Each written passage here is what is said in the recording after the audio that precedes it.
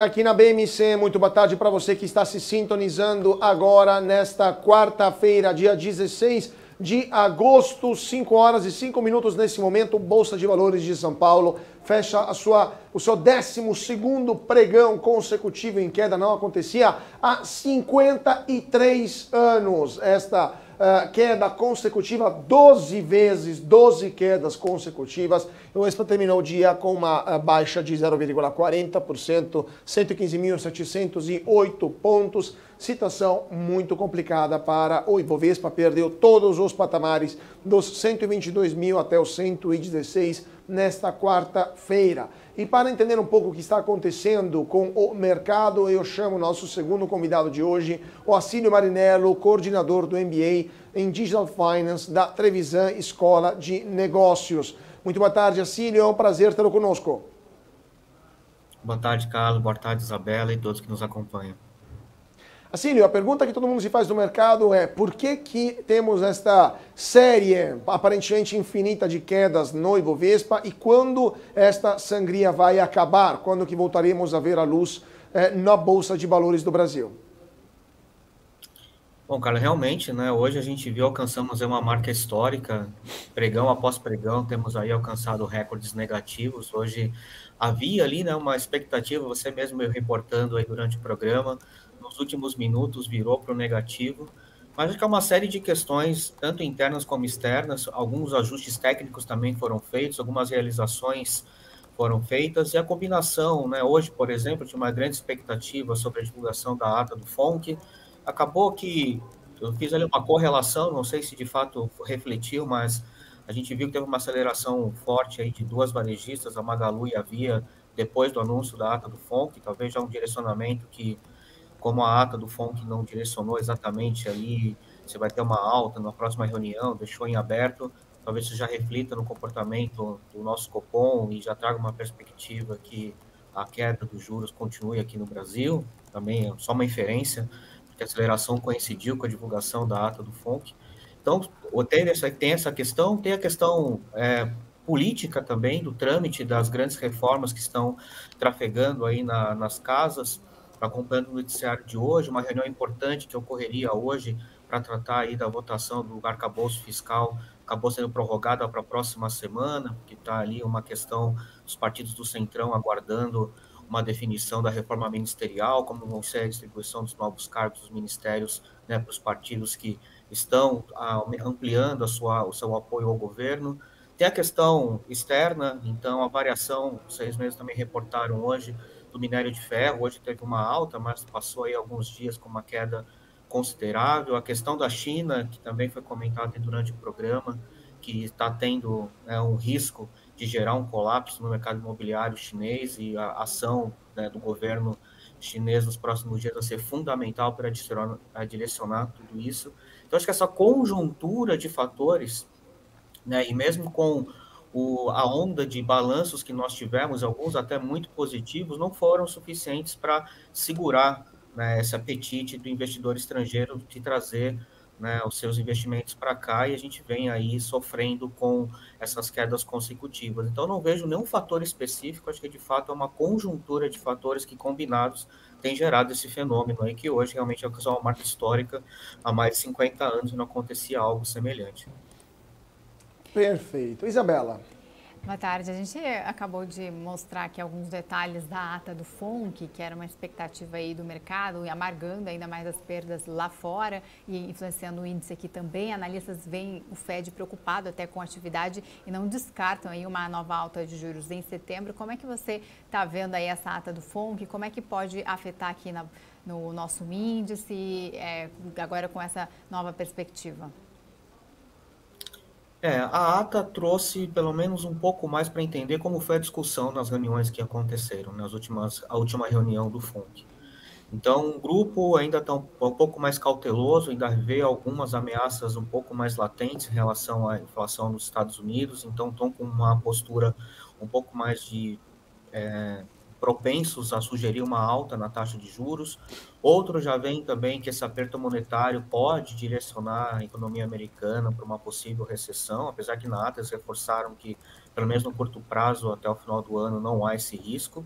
Então, ali tem o público que tem ali voto na cadeira, apesar de eles terem votado em unanimidade, né, apesar dessas dissonâncias, foram unânimes na decisão em aumentar em 0,25 na última reunião, ainda há ali uma certa dissonância nesse grupo. O que vai acontecer para a próxima reunião? A gente tem dois indicadores muito importantes que com certeza vão direcionar a próxima decisão do FONC, que é o próximo índice de inflação dos Estados Unidos, o CPI, a inflação de agosto, e também o payroll, que é o número de ocupações, de novos postos de trabalho, que também é um fator que vem sendo acompanhado com bastante atenção pelo comitê, porque é o que gera uma pressão inflacionária interessante. Se você aumenta a massa de trabalho, aumenta a massa salarial, você estimula o consumo, consequentemente, é ali uma alavanca para pressionar a inflação. Então, acho que esses dois indicadores é muito importante que a gente acompanhe e certamente eles vão influenciar nessa decisão da próxima reunião do FONC. Acho que até por isso eles deixaram esse caminho de cautela, de não se comprometer e deixou até um pouco até mais claro realmente que não há um direcionamento hoje e que as próximas decisões vão ser muito embasadas com os dados, né, macroeconômicos que vão ser gerados aí nas próximas semanas. Qual que é o desdobramento que pode trazer para o Brasil? Né? Claro que hoje a gente teve a notícia aí do aumento dos combustíveis pela Petrobras, apesar da fala do Campos Neto de apoiar a decisão, é claro que vai gerar uma pressão inflacionária, né? Isso vai refletir nos próximos números do IPCA aqui no Brasil, e combinando esse fator, né, do aumento da inflação aqui, e talvez um aumento da taxa de juros do mercado americano, caso ocorra em setembro, fora das expectativas do mercado, isso pode sim inferir, né, na próxima reunião do Copom, apesar que houve ali já um compromisso de manter essa tendência de queda, né, nas próximas duas reuniões, mas são fatores que combinados podem influenciar nessa decisão. E aí, influenciando a decisão do Copom, acaba refletindo para todo o mercado. Então, acho que, a princípio, fazendo uma leitura com o que a gente tem hoje na mão, talvez esses sejam desdobramentos, né, do comportamento do FONC, ligando aqui com o nosso Banco Central e, a partir da decisão do Banco Central, o que pode influenciar aqui no nosso mercado. Agora, eu queria te perguntar também sobre essa questão da Petrobras, né, justamente falando sobre a política de preços, o impacto e também quanto isso pode impactar não só na empresa, mas no mercado como um todo, principalmente nas refinarias privadas, nas distribuidoras, todas as empresas também, distribuidoras listadas em bolsa também, né? Mas também no mercado de produção de álcool, né, que também seria impactado. Como você vê a atuação da Petrobras? Você acha que estamos tendo um revival, né, uma volta das políticas que a gente já viu serem aplicadas durante os governos petistas no passado, né, especialmente durante os governos Dilma, ou a gestão atual da Petrobras é um pouco mais racional, um pouco mais ligada ao mercado, um pouco mais competente até, e vai evitar o desastre que já vimos acontecer nos anos passados? Cara, excelente ponto que você trouxe. Eu acho que a mensagem de hoje desse movimento da Petrobras não foi um aumento qualquer, foi um aumento expressivo, na casa dos 2 dígitos, os dois combustíveis que mais impactam, né, os núcleos da inflação, que são o diesel, que impactam toda a cadeia produtiva, distribuição, de logística, né, a gasolina, que é consumido pelos consumidores comuns, né, foi um aumento expressivo. Eu acho que isso mostra um posicionamento diferente, né? Mostra que a Petrobras está seguindo, né, uma política de preços diferente do que vinha sido praticado no governo anterior, mas coerente com as tendências do mercado. Havia uma defasagem do preço do combustível no Brasil frente, né, ao comparativo com o valor internacional, então essa defasagem foi corrigida não na completude, ainda teria mais espaço para ter um aumento ainda maior, mas ainda assim foi um aumento considerável. Então, acho que isso traz um pouco uma mensagem que, apesar de ser uma gestão nova, uma gestão que foi situada, né, foi posicionada pelo governo atual, os principais cargos, a presidência, algumas diretorias foram nomeados, indicados pelo governo atual, a Petrobras tem mantido essa independência, está mais atrelada realmente à dinâmica do mercado do que à questão política interna. Eu acho que foi uma mensagem importante desse aumento, talvez até a própria palavra do Campos Neto possa ter ali uma influência nesse sentido, porque mostra que a empresa está seguindo o seu propósito. E para o mercado, isso é muito importante também, que traz uma confiança, principalmente para o investidor estrangeiro, que a empresa está atuando de forma coerente com a dinâmica do seu mercado e não seguindo algum viés político direcionado aí pelo principal acionista, que é o governo. Então, acho que é uma mensagem importante esse aumento. E tomarem que continue praticando dessa forma, principalmente para evitar que ocorra aí os fatos do passado que você bem destacou. Eu agora queria falar um pouco de Petrobras, como é que você está enxergando o papel aí, que voltou para casa dos 30, temos aí aumento do preço dos combustíveis, Petrobras fazendo um acordo, né, pode fazer um acordo aí para pagar pelo menos 30 bilhões para encerrar litígios com a Receita, né, o acionista aí está dormindo, não está dormindo tranquilo aí com o Petrobras, como é que você está enxergando o papel? Realmente, cada dia é uma novidade, né? É uma empresa bem sensível pelo peso também que tem no nosso índice, e pela relevância que tem no nosso mercado, pela própria empresa em si. Mas você mesmo citou também, né, Isa? Há poucos minutos atrás você reportou o valor do petróleo Brent, está caindo mais de 1% e não afetou o desempenho na bolsa da Petrobras hoje, justamente porque teve esse aumento considerável, que é um reflexo de aumentar as receitas da empresa. Então, acho que a médio e longo prazo, né, a Petrobras precisa tratar de fato esses passivos, resolver essas questões, e acho que dentro até que ficou muito ofuscado, né, o anúncio do PAC na sexta-feira passada, por questões de outras notícias que tiveram mais repercussão aí na mídia, mas é muito importante também que a Petrobras, além de manter uma distribuição de dividendos que seja atrativo para convidar o investidor a investir nos seus papéis, mas que ela também volte a ter investimentos robustos em médio e longo prazo, para que ela se torne cada vez mais sustentável. Não adianta a gente conseguir aumentar a exploração do petróleo no pré-sal se a gente não tem capacidade de refinar esse petróleo localmente e ter um produto de mais valor agregado. Você exportar o petróleo bruto tem um valor, você produzir combustível e derivados, você tem um valor agregado muito maior nesses produtos, o que aumenta a rentabilidade da empresa, aumenta, né, a sua competitividade, tanto local como no mercado internacional, e isso deixa a empresa mais sustentável e longeva ao longo do tempo. Então, acho que esse olhar para o futuro também, ter um plano de investimento robusto, que o PAC 3 ali meio que se aproveitou, né, desse plano de investimento que a Petrobras faria de qualquer forma, mas colocou ali para chegar lá no 1 trilhão e pouco do investimento, que de fato aconteça, que de fato se concretize. Agora, falando um pouco do cenário internacional, como ele impacta também o Brasil. Falamos da China, falamos dos Estados Unidos. Na Europa, temos uma situação muito complicada. A Europa não para de subir juros. Temos uma recessão em andamento por lá também. Como isso poderia afetar o Brasil? E também, o Brasil, diferente da Europa, está começando um ciclo de corte das taxas básicas de juros. Isso, na sua opinião, terá um impacto também no valor do real, por exemplo, no câmbio, ou a nossa balança comercial é tão poderosa que vai segurar o eventual defluxo de recursos para os Estados Unidos de um lado e a Europa do outro? Outra pergunta super relevante que você trouxe. A gente tem cada vez mais menos dependência, digamos, do mercado europeu para a nossa balança comercial. A gente tem parceiros que se tornaram muito mais relevantes nos últimos tempos, China com toda certeza, Estados Unidos manteve ali a sua posição, e eu acho que o esforço, né, de novo, desse governo em ampliar suas relações internacionais, buscar novos mercados, reassumir o protagonismo aqui no Mercosul, para de fato que nós sejamos, né, o Brasil como nação, o principal parceiro comercial dos países vizinhos aqui, porque a gente tem uma capacidade de ecoar essas exportações de forma muito mais fácil e barata.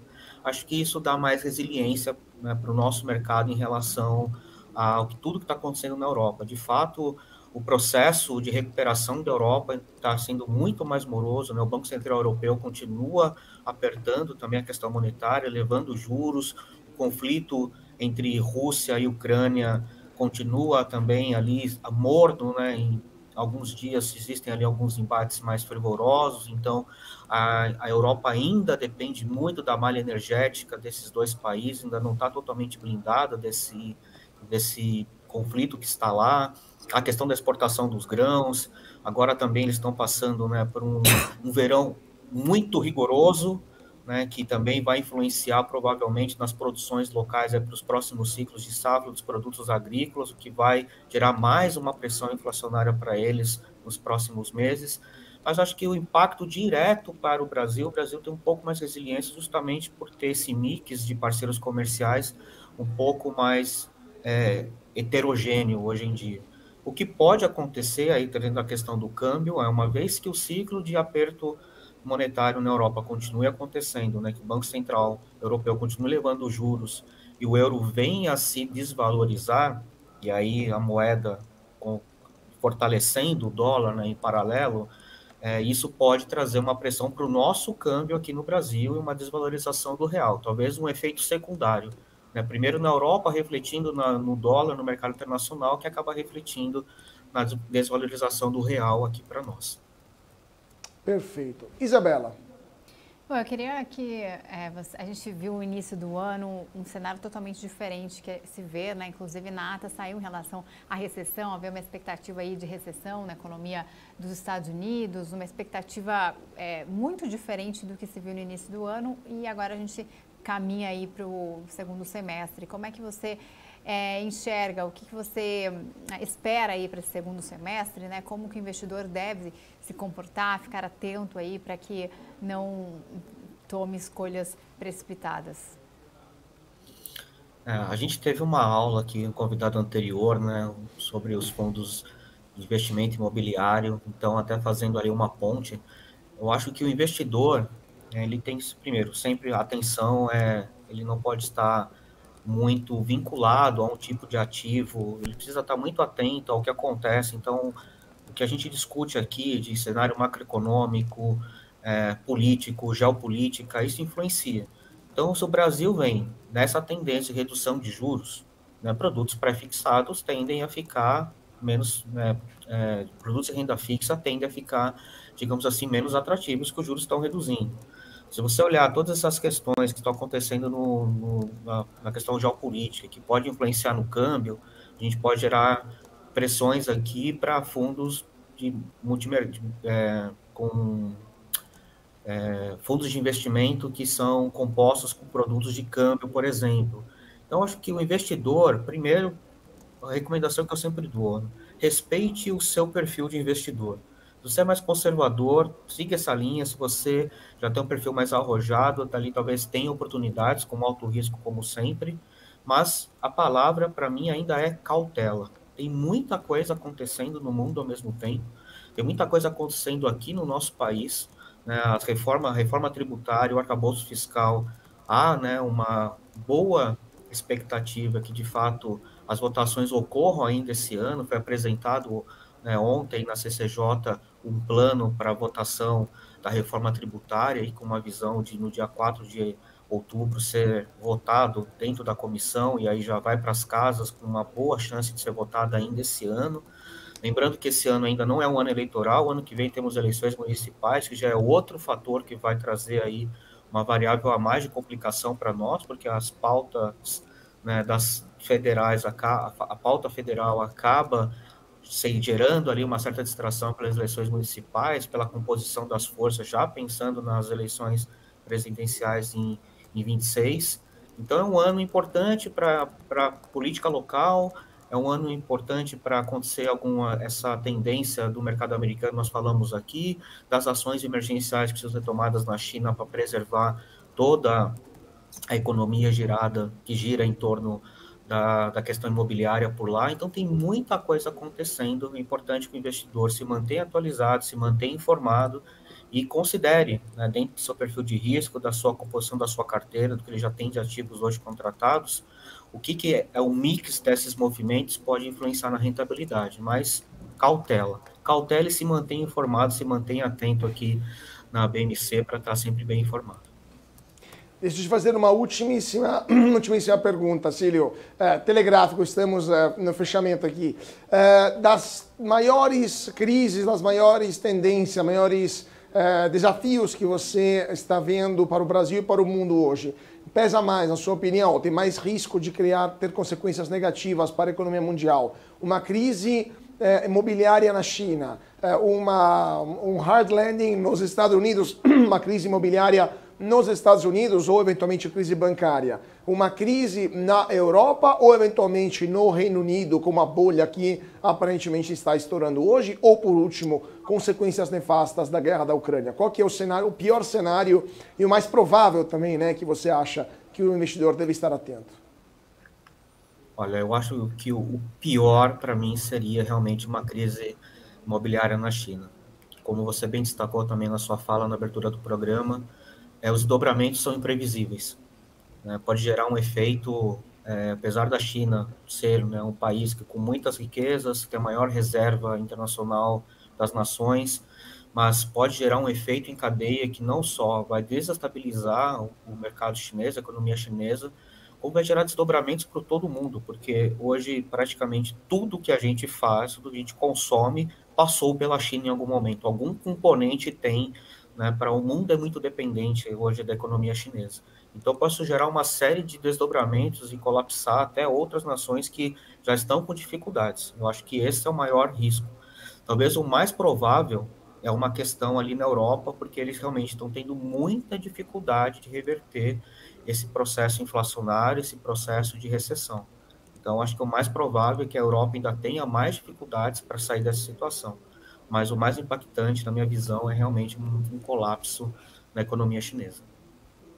Vamos ver então o que vai acontecer, tomara que esse colapso não ocorra, ou que os chineses decidam injetar recursos de forma maciça também, porque de fato vai precisar de muito dinheiro para resgatar o segundo maior player do mercado imobiliário chinês, o Country Garden, né? Vamos ver o que vai acontecer. Enquanto isso, muito obrigado a Cílio Marinello, coordenador do MBA Executivo